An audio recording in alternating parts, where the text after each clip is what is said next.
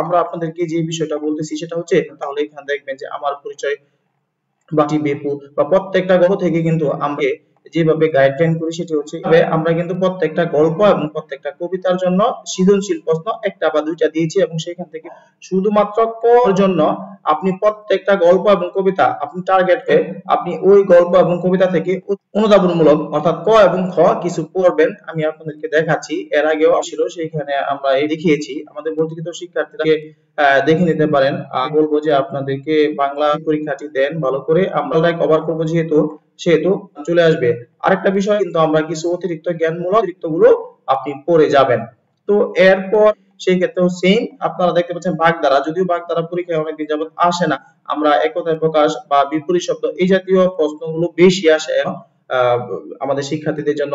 আপনার উদ্দেশ্যটা হচ্ছে আপনাদের আপনি পড়ালেখা করেন, আশা করি কোনো ধরনের সমস্যা হবে না।